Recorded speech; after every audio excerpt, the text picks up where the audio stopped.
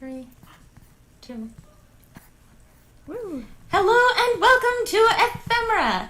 I'm fantasy author Katie Brisky. And I'm editor Jen R. Albert. Welcome to anybody joining us for the first time, and welcome back to those of you who have visited our virtual home before. For those of you who are new, Ephemera is an award-nominated reading series chaired by Katie and myself. Pre-COVID, we held events in the Glad Day bookshop, and while we cannot wait for our triumphant return, it is a joy to be here with you all on YouTube. We would like to begin by acknowledging that the land on which Katie and I live and work is the traditional territory of many nations, including the Mississaugas of the Credit, the Anishinabeg, the Chippewa, the Haudenosaunee, and the Wendat peoples, and is now home to many diverse First Nations, Inuit and Métis people. This land is covered under Treaty 13 and is a part of the Dish with One Spoon. In discussion of Indigenous rights and legacy, there is often a particular focus on trauma and on suffering. While this is completely necessary to acknowledge the systemic and ongoing harm done to Indigenous communities, it can often, and does often, overshadow Indigenous joy and celebration.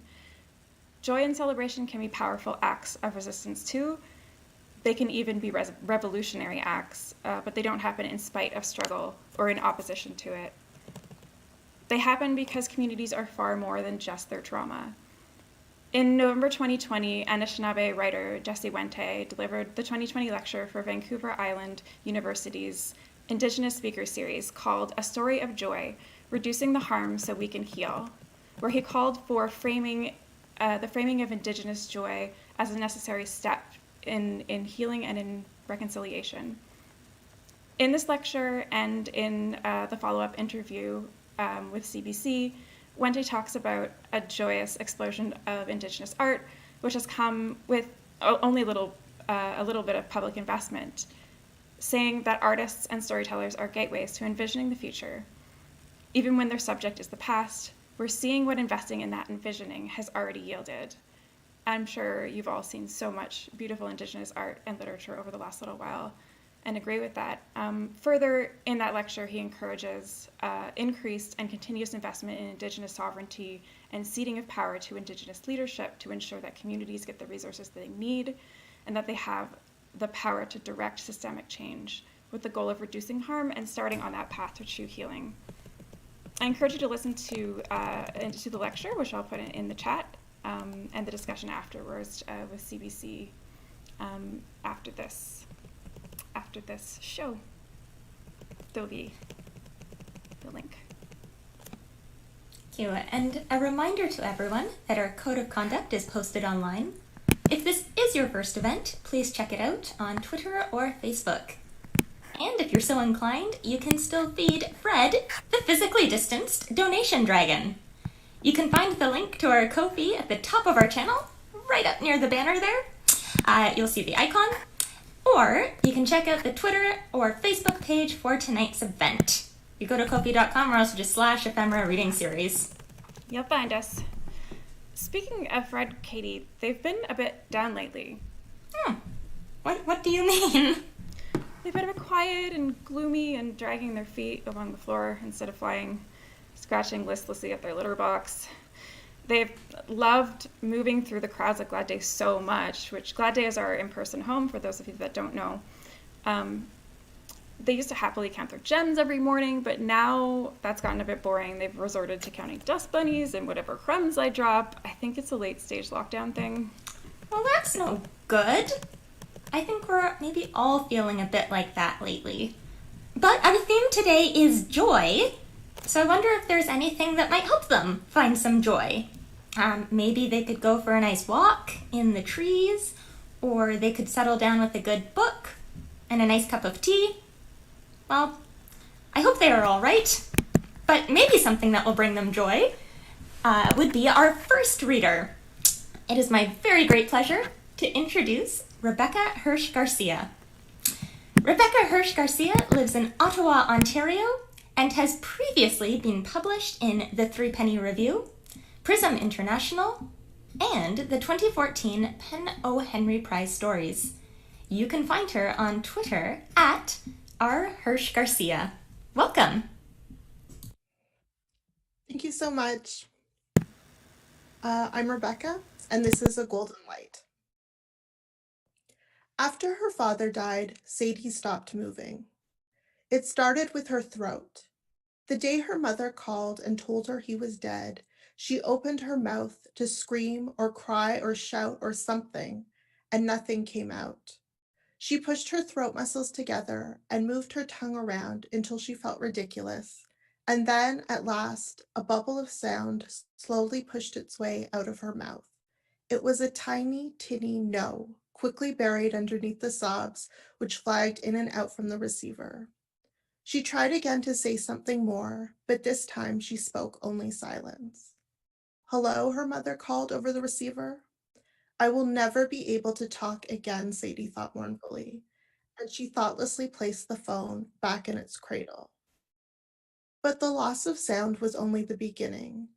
It was soon followed by a loss of movement. Walking up and down a flight of stairs became an insurmountable effort.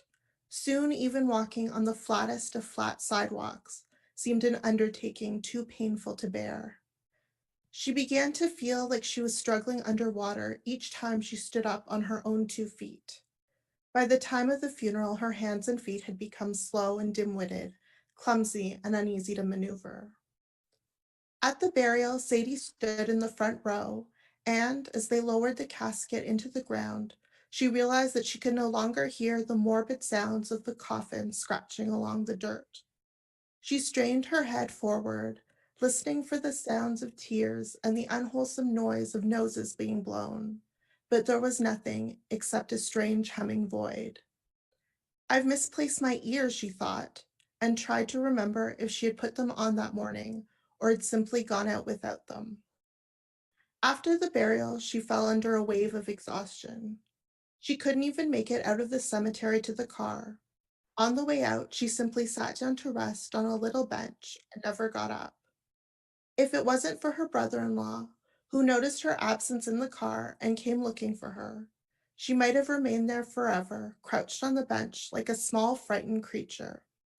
He found her sitting there, her fingers roaming desperately over her ears, as if to reassure herself she had not lost them. He plucked her up from the bench and carried her to the car where her mother and sister were waiting. She fell asleep in his arms before he had even finished buckling her seatbelt. The next thing she knew, she was back in her parents' house, surrounded by people she did not know who all seemed to know her. Her mother did not know what to do with her, so she was ensconced among the nearly dead, a group of forgotten, wheezing elderly people who pinched her cheeks roughly with their papery fingers and patted their leaking eyes with wrinkled handkerchiefs. Sadie could tell from the force of their expirations on her cheeks that they were shouting their words into each other's dim ears. She was grateful she could no longer hear them and slid her eyes away to avoid reading their lips. And then, as she waited, hearing nothing and feeling nothing except the slow, mournful reverberations of many feet on the living room floor, she felt her limbs petrifying. Her eyelids began falling slowly down, then up, then back down again. Terrified, she somehow managed to excuse herself and stumbled away towards the stairs. She crawled up the steps to the warmth of her old bed, kicking off her shoes and curling, blissful deep, under the covers. When she woke up, it was dark outside, and the warm, familiar body of her sister was curled cat-like around her. "Get out," she said, or tried to say. Rallying the last of her strength, she planted her feet firmly onto her sister's back and pushed her off the bed. When her sister had gone and she could not feel even a trace of angry feet stomping down the hallway, she began to regret having pushed her out. She felt very small and alone in the dark of her room, and for a while there was no difference between her opened eyes and her shut ones. She thought she had gone blind. She wanted to go and hug her sister and beg her forgiveness for her own selfishness and say, "I'm sorry I can't cry with you. I'm sorry I can't give you what you need. I love you." But it was already too late for that. She had grown roots. She was immobile, and her vocal cords had died away. So rather than try to uproot herself, she fell asleep instead. When she woke up again, her mother was there. It was morning, and she was smoking and staring out the window, smoking as if nothing had happened, as if she belonged there in Sadie's room by her window, as if Sadie were a little girl again, and her mother had come in to check on her daughter, the most natural thing in the world to check on your daughter, leaving her husband alone in their bedroom to sleep. Sadie's mother and sister and brother-in-law all took turns watching over Sadie. Our sleeping beauty, they called her, as they watched the slow rise and fall of her sleep breath. They humored her for a few weeks. A sleeping girl, after all, requires nothing but a little food and a little worry, and the worry was a blessing, a reason to look in front of themselves and not into their own hearts. They prodded her gently into wakefulness and tried to feed her the lightest of foods, juice and jello, dried toast and soups.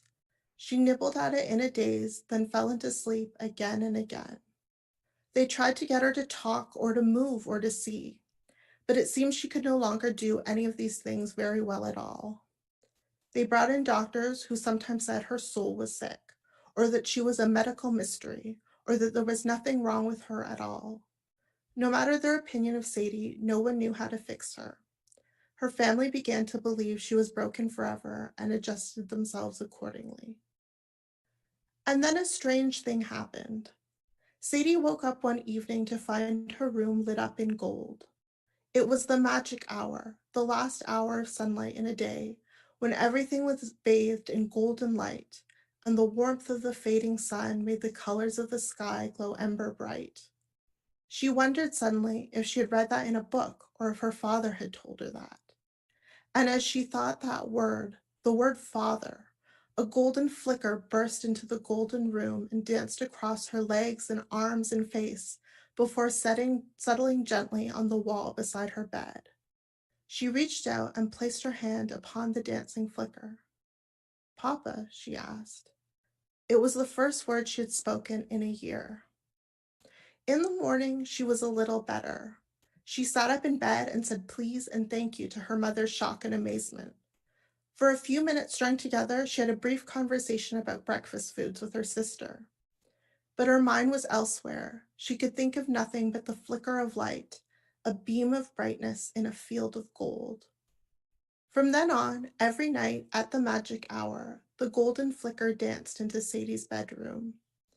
She placed her hands on the light and let it thread through her fingers. She found that the flicker let her fall asleep with her heart at ease and wake up in the morning with the strength to last through the day. She could get up and get dressed and go downstairs and eat breakfast with her mother like a normal person. She could hear and speak and move her limbs, her flesh no longer cold as a statue. She could be good for her mother and strong for her sister. She could count on both hands over and over again the good things that she did every day. She was happy in a way. One night, she went to her room at the hour only to find her sister already there. She was sitting there on Sadie's bed with a book in her hands. The sun was setting and the room had turned to brilliant gold. "Look," her sister said. It was the magic hour, and the flicker danced in a beam of light between them. Sadie's sister reached out her hand, and Sadie's light, a glimmer of brilliance in a room of gold, played across her fingers. Suddenly Sadie felt happy that her sister was in her room and that she'd seen the light and that Sadie could explain everything to her. She felt sure quite suddenly that her sister would understand, that she was the only one who could understand, and even if she hadn't stumbled into her room unexpectedly like this, she would have brought her here eventually in order to show her the flicker. Sadie reached out for her hand and saw suddenly that she wasn't looking at the flicker at all anymore, but out through the window. She turned to see what her sister was looking at and saw her little next-door neighbor, a child named Tanya, whose room was directly across from her own. She was playing with a little pocket mirror, flicking it lazily back and forth, now catching the light, now letting it go. It flashed across Sadie's face, and for a blissful second, she was blind. Wow. Thank you so much, Rebecca. That was wonderful. First of all, complex sibling relationships in fiction always bring me joy. So That was delightful. Thank you so much for sharing that with us tonight. Thank you. So, I guess Fred found their joy as well? Well, that was really fast. What have they been getting up to? They have informed me telepathically and quite emphatically that their joy requires a tribute from us and from our audience. They would like for us to contribute to their hoard by bringing them treasures from around our homes or wherever we happen to be, in accordance with a list of items that they will disseminate forthwith, whatever that means. Ooh, it's a scavenger hunt. Well, they've just sent me the list. I guess we'd better get to it. I would really like it if we did. I'm in lockdown with them, and it's starting to get a little uncomfortable. What's the first item? Fred says they miss the open air, and they would like to be reminded of the joyous nature of flight. They would like for us to find a book we love that might make a dragon in lockdown feel better about being grounded. Maybe a book with dragons?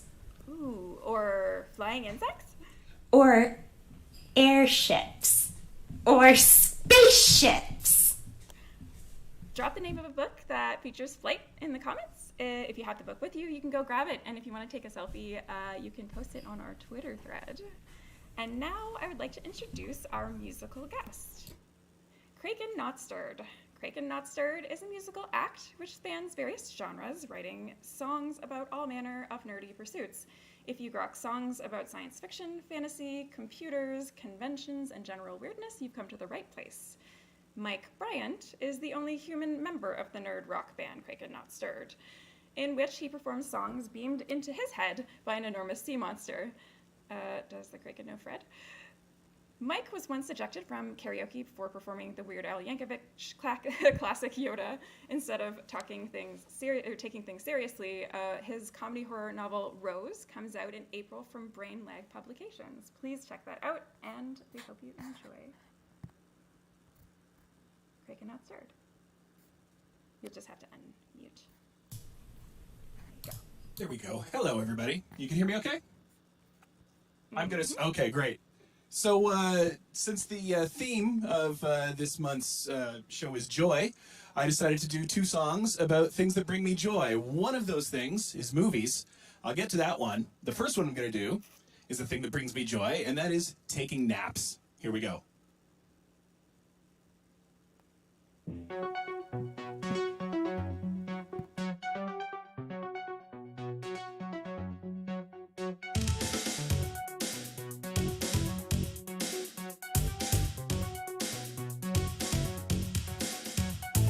Home from the con and I crash through the door. I could fall down here on the hallway floor. I just spent 3 whole days socializing, playing my guitar, meeting people, vocalizing. Now I'm gonna fall into the man-eating sofa and lapse into a 17-day-long coma. This is the life of the Kraken's bard, and now I'm gonna nap. I'm gonna nap hard. I gotta recharge. The sofa is a siren, I succumb to its charms. I'm full of melatonin and I feel a lethargy while the TV show is Joe with the card. Gonna nap hard. Won't even set an alarm. I'm crushing my own arm and I don't give a darn about the harm. Disregard because sleep's in the cards. I am no longer in charge. I'm gonna nap hard. I will lay very still, no sir, I will not stir. My feet under the blankets to elude all the monsters. Even a kiss from a handsome prince will wake me up. Gonna sleep like the end of the army, dark instructor's cut. Gonna hibernate cause 40 wakes ain't enough. Even a red fan awake will think just a little bit much. Gonna crash till the moon falls out of the sky. Yo Sandman, tell Neil I said hi. Let me sleep until the smell makes you wretch. And the pillow lines on my face look like an Escher sketch. Leave me alone cause I'm a sleepy rock star. And now I'm gonna nap. I'm gonna nap hard. I gotta recharge. The sofa is a siren as I cook to its charge. I'm full of melatonin and I feel the lethargy while the TV show and jump with the card. Gonna nap hard. Won't even set an alarm. I'm crushing my own arm and I don't give a darn about the harm. Disregard because sleep's in the cards. Now chill out while I play with the guitar.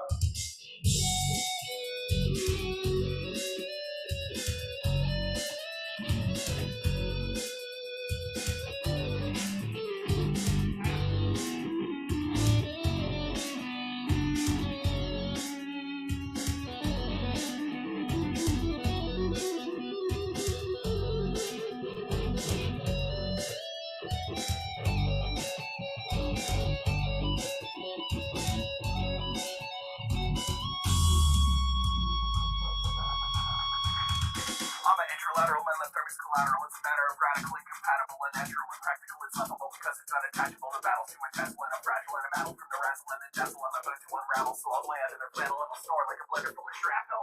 Just roll me to my contralateral. Gonna nap hard, I gotta recharge. The sofa is a siren, I succumb to its charms. I'm full of melatonin and I feel a letharge while the TV show and Sean with the card. Gonna nap hard, won't even set an alarm. I'm crushing my own arm and I don't care a darn about the hard disregard because sleep's in the cards. I am no longer in charge, I'm gonna nap hard. I gotta recharge, the sofa is a siren, I succumb to its charms. I'm full of melatonin and I feel a letharge while the TV show and Sean with the card. Gonna nap hard, won't even set an alarm. I'm crushing my own arm and I don't care a darn about the harm disregard because sleep's in the cards. I am no longer in charge, I'm gonna nap hard.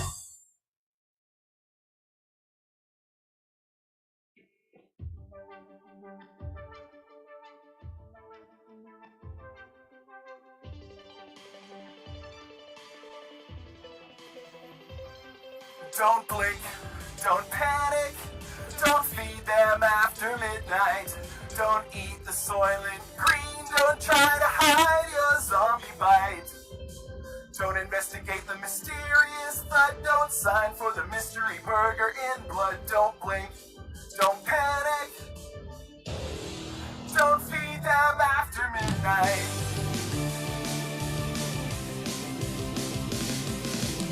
So you're stuck in a movie. Today has been a real doozy. There's bad guys looking to deceive. If you want to survive today, just listen and do what I say. 'Cause I've seen things you wouldn't believe. Know your enemy expects you to die. Steal your dad's keys and go back in time. Don't forget the 27 B-stroke 6. Say clad to Barada Nicto and then try turning it off and back on again. And come with me if you want to live. Don't blink, don't panic, don't feed them after midnight. If you're stuck in the TV, just walk into the light. Don't be afraid of your powers when from beneath you it devours. And don't blink, don't panic, don't feed them after midnight. Don't volunteer as tribute, don't fight in the war room. Don't trust the guys in the black hoods. Remove the head or destroy the brain. Be the master of your domain. And don't party at a cabin in the woods. Don't soar like a leaf on the wind. Don't read from the book bound in human skin. Get to the chopper, fly you fools. Don't rub bug powder on your lips. Don't throw him the idol, he won't throw you the whip. Search your feelings, you know it to be true. Don't blink, don't panic, don't feed them after midnight. Don't wear a red shirt, don't talk about the club where you go fight. Don't reveal your master plan, don't stop funding the Jaeger program. Don't blink, don't panic, don't feed them after midnight. Don't feed them after midnight. Don't feed them after midnight. Don't feed them after midnight. Get Liz back. Sort life out. Take car, kill Phil, get mom. Go to the Winchester, have a pint, and wait for all this to blow over. Don't blink, don't panic, don't feed them after midnight. Don't eat the soylent green, don't try to hide your zombie bite. Don't investigate the mysterious threat, don't sign for the mystery burger in blood. Don't blink, don't panic, Don't feed them after midnight. Don't feed them after midnight. Don't feed them after midnight. Don't feed them after midnight. Don't feed them after midnight.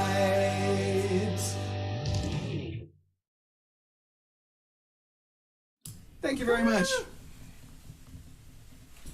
Wonderful. Thank you. There's some solid life advice in that second song there. Or I have to put my earphones back in so I can hear you. There we go. Oh, good. You missed my compliment. Oh, what'd you say? I was saying that there is a lot of solid life advice in that last song. But really you good. didn't miss my other compliment, though, which was that your tie brings me joy. Oh, it's a fine toy. It's all fish stuff. I've got a bunch of them. I love it. I like a tie or two, as you know. So I thank know. you. I do know that about you. Thank you very much for joining us, Mike. No, you're very welcome. Thank you for having me. All right, I guess we should check on our dragon friend here and see how we're doing. I have some books that people have brought in and suggested for poor Fred. From our friends on Twitter, we have suggested, quite fittingly, The Book of Dragons, an anthology of many dragon stories. We have suggested The Priory of the Orange Tree, a beautiful story that's, it'll be a nice, long, immersive adventure for Fred. And Wings of Fire, a graphic novel, in case Fred feels like something a little different. And for me, I found this book by another Ottawa area author, Marie Bilodeau.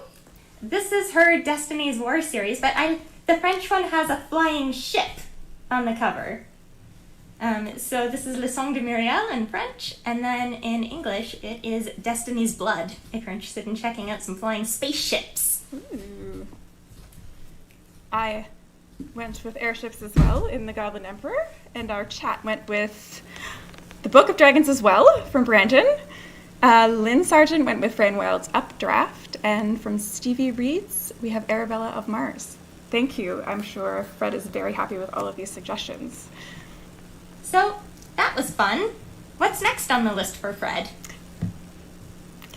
So Fred said one thing they really miss more than almost anything is the consumption of charred night. I guess there's not much dragon hunting happening these days. It's pretty hard to stay socially distanced. Yeah, so apparently knights are like lobsters. Their meat is made all the sweeter because penetrating their armor takes effort.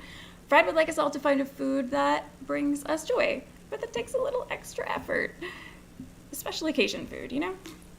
So a food that maybe you don't have every day, a real treat. So, you can tell us about your...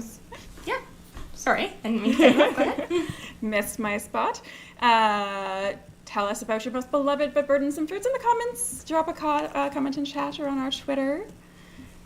And it is my very great joy now to introduce our next reader, Curtis C. Chen.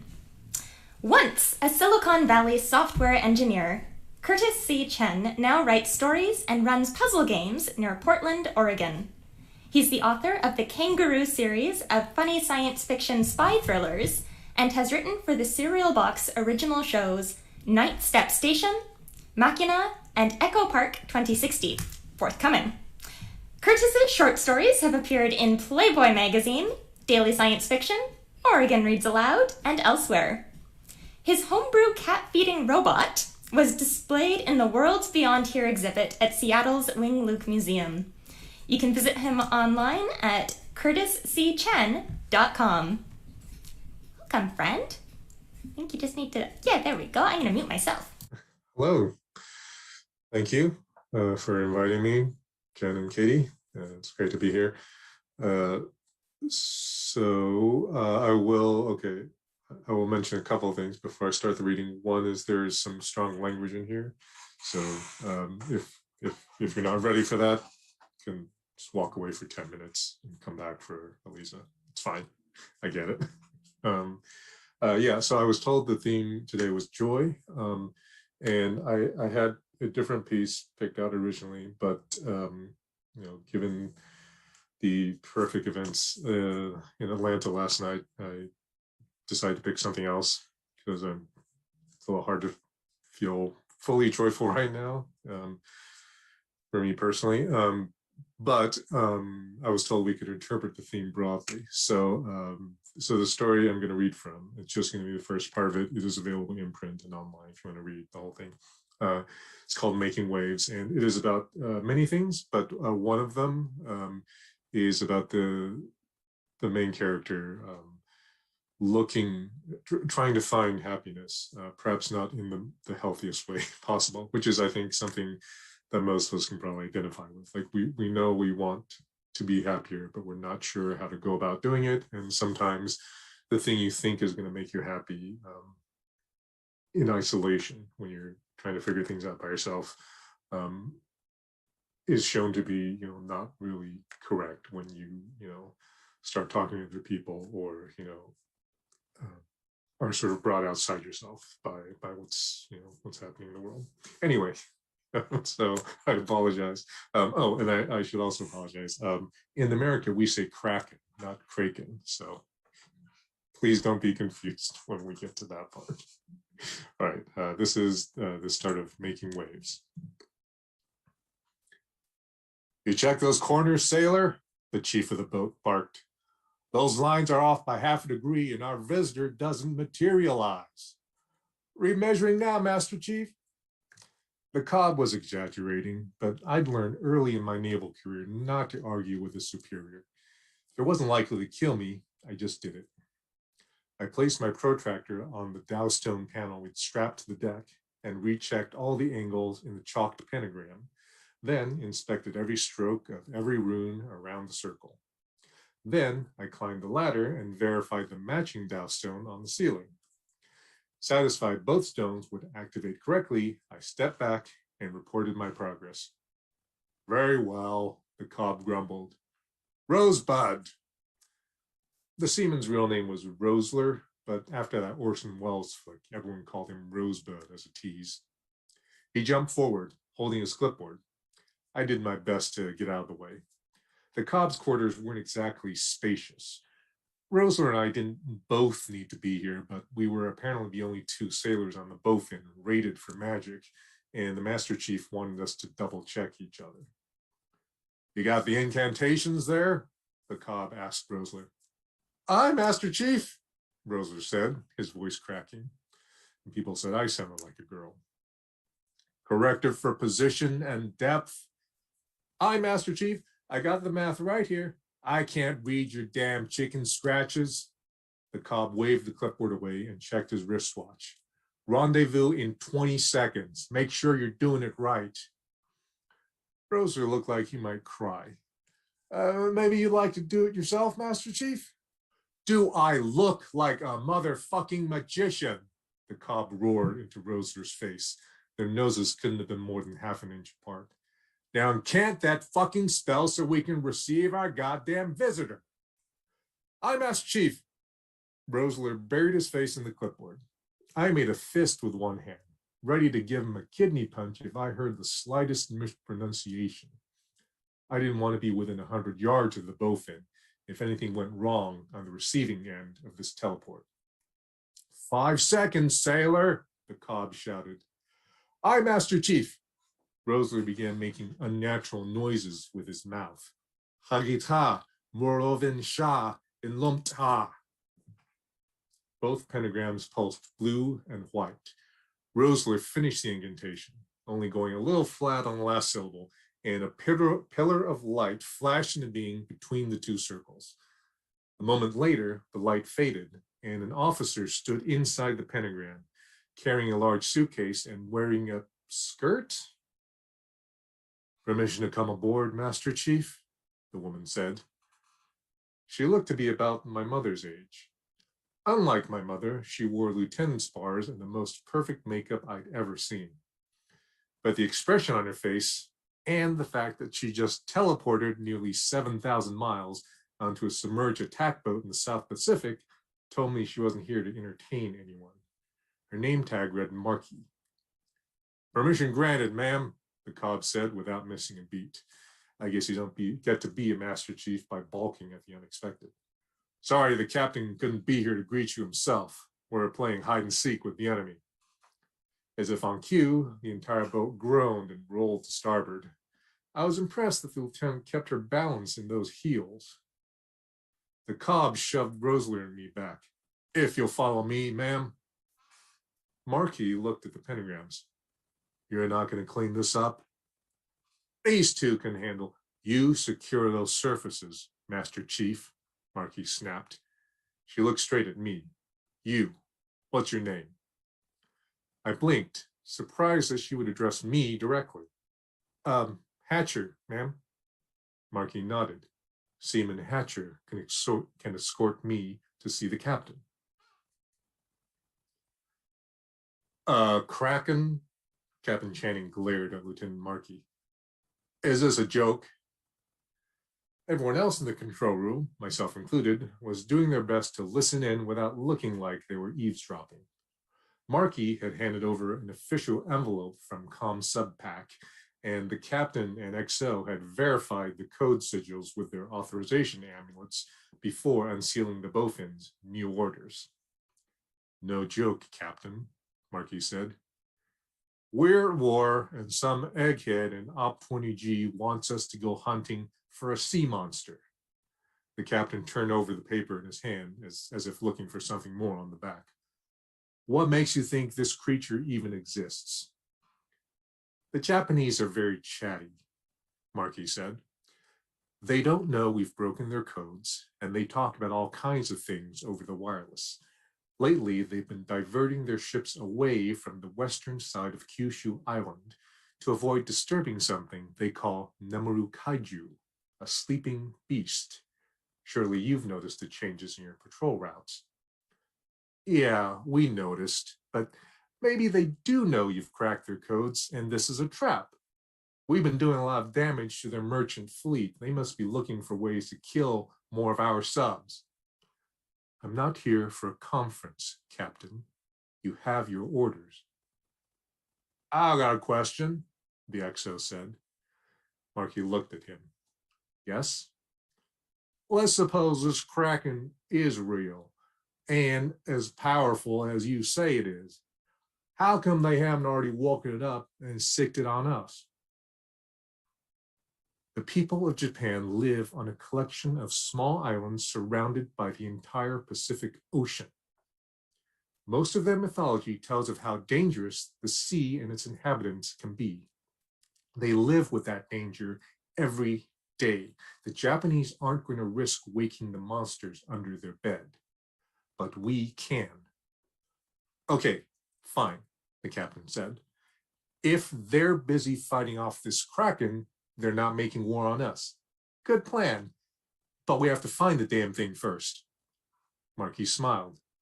That's why I'm here, Captain. Lieutenant Marquis insisted on using the head right after leaving the control room. I didn't understand why she would need to piss when it had only been minutes since she'd left the comfort of Maine Navy. There was no privacy door for the toilet, so I stood in front of Marquis with my back turned while she squatted. My body also blocked the sound of her voice when she spoke. So how long have you been using that glamour, Miss Hatcher? My stomach leapt into my throat and my heart rate must have tripled. I was glad she couldn't see my face. I'm sorry, ma'am. I'm not sure what you mean. Please, I know a conjured disguise when I see one. Can I give you some advice? My fear soured to irritation. Can I stop you, ma'am? You need better scent concealment. I'm guessing that's a fake bandage on your hand to explain the smell of blood, right? But that trick won't work every month, and you don't want to get a reputation for being clumsy. My hands were both behind my back at parade rest, and I fidgeted with my bandaged left palm. Do you have a suggestion, ma'am, other than dousing myself with cheap cologne? Yes, Marquis stood and flushed, but we should talk in private. And I'm going to stop there. Awesome. Thank you, Curtis. I guess I'm unmuted. I will applaud. That was awesome. And as a reminder, you can read the full story in print and online, and you can find a link on Twitter now. Awesome. Right, cool. Well, that brought me a lot of joy. Very joyful. How's Fred doing? Let's see. I think they're happy. We've got some comments from the chat here about difficult foods. Oh, corn on the cob. Very annoying for the teeth. And rock kraut. It's red cabbage stewed for a long time in wine and stuff. So good. So it's a hard recipe. What about you, Katie? We have a bit of a theme happening here on Twitter with different types of pie. So there was both a tortilla, so a meat pie, which should make Fred feel sated. And we also had a vegan apple pie that brought joy on Pie Day just a few days ago. Nice. Yeah, and for me, just continuing the baked good theme, homemade bread. Super tasty. Takes 3 hours. Yeah. Yeah. What's next then? We've got to be almost done this scavenger hunt now. Yes, we are on the very last item. Fred says that, and I quote, "Puny humans also have very small brains." I think Fred might be friends with the Kraken. "And dragons are woefully misunderstood by humankind." Fred, we're way bigger than you. Okay. What do you mean misunderstood? People think that dragons are materialistic, but the truth is that dragons hoard memories as well as treasure. They're sentimental. Fred would like to gather joyful memories, so tell them about a small moment of peace or happiness that you've had that continues to bring you joy. Drop that in the comments or on Twitter. And now for our final reader, A.T. Greenblatt. A.T. Greenblatt is a mechanical engineer by day and a writer by night. She lives in Philadelphia, where she's known to frequently subject her friends to various cooking and homebrewing experiments. Maybe she'll tell us what her difficult food is. She's a graduate of Bible Paradise and Clarion West 2017, and a Nebula finalist as of very recently, just got nominated. Also, her story, Give the Family My Love, has won the 2019 Nebula Award as well. And her work has been in multiple years' best anthologies and appeared in Uncanny Beneath the Skies, Lightspeed, and Clark's World, as well as other fine publications. H.E. Greenblatt. Thank you. Thank you so much for having me. So I was going through my stories and I was wondering which one I could read tonight because I feel like they're all anxiety-inducing until the end, which is usually joyful. But I don't want to put anyone through a lot of anxiety. So I decided to read Give the Family My Love. And actually, I'm going to drop us in the... I skipped the first section and drop us off when the protagonist gets to the library. So basically, just a setup, the story starts out with a woman named Hazel who's traveling across the alien landscape to reach an alien library. She's panicking and sending her brother a long voice message as she does it. But spoiler alert, she actually does make it to the library despite her suit not working. So this is when she actually gets inside. Have you ever been in love, Saul? Yeah, I know you love Hong. I've seen the way you look at her and she looks at you.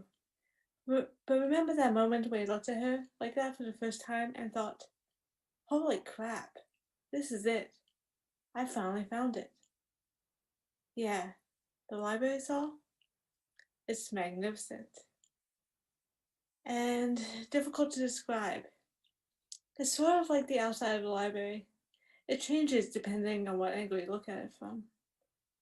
When I left the decontamination chamber, at least that's what I think it was, I stepped into the main room and everything was dimly lit and quiet. The library's librarians, which I later learned prefer to be called archivists, because they are not the librarians who travel the universe. We're milling around the massive room. They look similar to the explorer librarians who mount Earth, tall, lanky, humanoid-like bodies. But they all had long, shimmering whiskers that the explorer librarians did not. The whiskers went all the way down to the splayed 10-fingered feet. The room was surprisingly empty, except for these installations in the middle that could have either been art or furniture. So, you know, sort of like the libraries back home. I was just starting to breathe easier, my inhaler finally kicking in after our walk from hell, when the light changed, and suddenly I was standing next to this fern/skyscraper thing that smelled weirdly like hops and was violently purple. It became ridiculously humid, and the room was filled with what I could only assume were plants. Even the librarians, archivists, changed. Now they had 4 legs and 2 arms and were covered in lush white hair. I reached out and touched one of the ferns next to me, and it was like touching a prickly soap bubble, which is not what I was expecting. But then again, I wasn't expecting it to reach out and tap me back on the forehead either. I think I swore. I'm not sure because everything changed again. Suddenly I was shivering and standing on something like a frozen ocean that's trapped in a roar in the flow. The air was noticeably dry and smelled like rust, and I could see pale things moving underneath the ice. The archivists themselves had become round and translucent, floating a meter above the air. And the room kept changing. It was terrifying and completely amazing, Saul. So there I was, gaping like an idiot, simultaneously too afraid to move and too busy trying to take it all in. In my slack-jawed stupidity, it took me far too long to notice 2 things didn't change. First, the archivists always kept the rubbery fluidity and the whiskers. And those little lights never moved. Crap, I'm not describing this well. I forgot to mention the lights. There were thousands of them, like miniature stars, scattered seemingly at random around the room, drifting, hanging out in midair. I think they were what made everything change, because when an archivist would go up and touch one of them with the long whiskers, bam, new setting. So get this. When I finally mustered up a little courage and asked a passing archivist what those lights were, they said, every known solar system worth learning about. I would say I've died and gone to a better place, but I've used up my quota of terrible cliches just getting here. Wait, that's not true. I still have one awful one left. I stood in that room for a while, longer than I should have, but the truth is I was trying to work up the nerve to introduce myself to the head archivist. But I never did, because eventually they came up and greeted me. It was one of the most nerve-wracking conversations I ever had.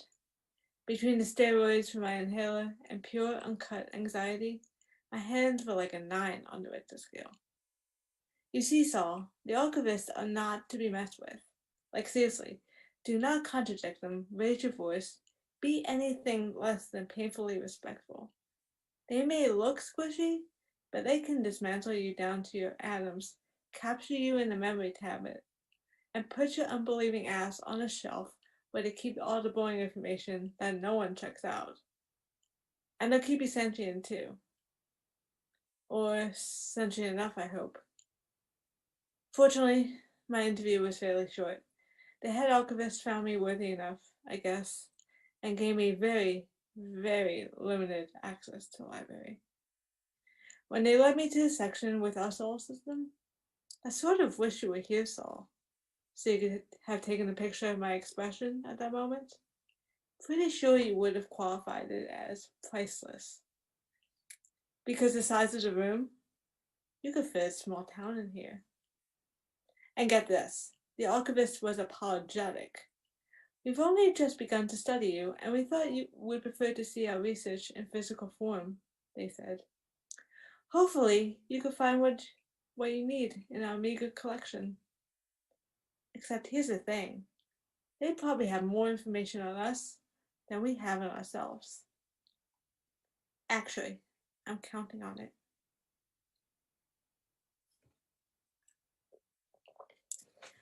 Everything here is so strange though. The light is too colorless and the air tastes weird. The walls on the shelves seem to bend slightly. It's all new and deeply alien. It's wonderful. The archivist has set up something that's not too different from a studio apartment. In the corner of the section on Sequel, there is running water and artificial sunlights and all 11 seasons of MASH on a TV that looks like it came from the 1980s. I have this theory that my living quarters are part of some junior archivist's final thesis project, but I'm probably just culturally projecting. On the bright side, if they picked the 80s, they could have done a lot worse than MASH. I'm sure in a few weeks, I'll start having terrible bouts of homesickness, and will send you even longer, possibly more rambling messages, questioning every life decision leading up to this point. But right now, being in the library is sort of liberating. And let's call my big brother because my new studio home is way too quiet, sort of way. Oh, I got your first message today. Remember the one you recorded 6 months ago, about 3 days after I left? I knew you were pissed, but wow, Saul, a backstabbing, alien-loving, wheezing, useless coward? You had 3 whole days to think of something, and that's the best you can come up with? I know you didn't mean it. I know you're only half angry at me, half angry at a dying planet, and half angry at... Well, I got the message from Hung, too. She told me about the most recent miscarriage. I'm so sorry, Saul. One day, the two of you are going to be the world's best parents. I believe that more than I believe in your reforestation project, which is definitely going to work. And I get how you think I'm abandoning you and Earth for a stable library, but I needed to come here. I have this working theory about the librarians. Want to hear it? Too bad. I'm going to tell you anyway. See, the more time I spend with them, the more I'm convinced the librarians could have obliterated us if they wanted to. But they haven't. In fact, they put a painstaking amount of effort into studying us and making first contact with all the right people. Asking those people just the right questions like, we managed to save the information before this university archive burned or this database got flooded. Would you like to retrieve it? Questions that convinced us to put this mission together. Which leads me to believe they're trying to help us. I know you're rolling your eyes, Saul. Have I ever told you you always look like a moody teenager when you did that? Yeah, I know I have. And I'm gonna stop there. There. Hey, thank you so much. I miss libraries. Me too.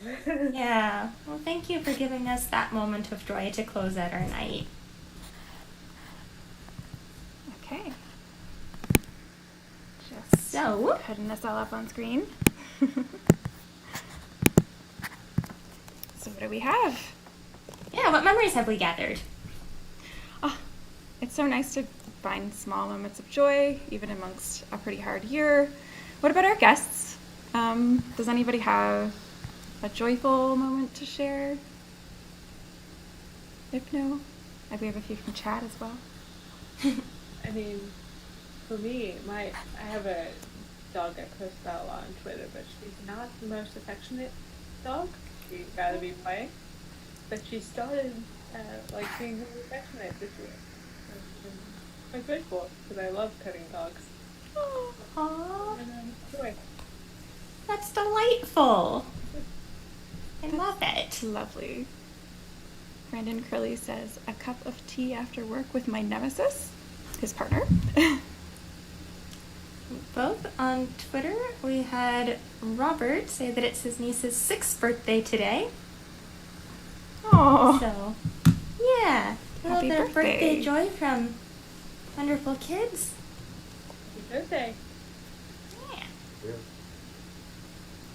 Well, I know that one of my many joyful moments in this channel has been all of the fun that we've had with our audience and our readers and our performers over the last number of months. It's been so great to be able to come to this space of joy every month and keep this going even through a very difficult year. So thank you to everyone out there and everyone on my screen right now for bringing us joy here at Ephemera. All right. With all of this joy, I'm feeling all warm and fuzzy now in my heart. How's Fred? Does Fred seem appeased? I think so. They've been happily flying around the room, screeching. They've even stacked all the kitchen chairs on top of each other in the shape of a castle. And then burned it down. True joy. Back to their old self. Well, that's great. So it turns out that Fred's a big ol' softy. They say they want us to share our hoards, but what they really wanted was for us to share the joy in our hearts. I guess the real hoard and treasure was the joy we found along the way. I think they definitely still want our hoard, though. Just mail your offerings here Well, to... that's our show for this month. Until next time, don't forget to follow us on Twitter, Facebook, and Instagram at Ephemera Series. And please subscribe to this YouTube page if you would like to mail Fred an offering, as I think they were trying to tell Jen. You can check out the Ko-fi as well. We'd like to thank the Toronto Arts Council and the Science Fiction and Fantasy Writers of America for their funding assistance. And we'd like to thank our fabulous readers tonight, H.E. Greenblatt, Curtis C. Chen, Rebecca Hirsch Garcia, and artist Kraken Not Stirred, as well as our composer Alex White, who usually does our starting music, our friends and family, and you for coming and staying with us and engaging with our events. We will see you April 21st right here on YouTube.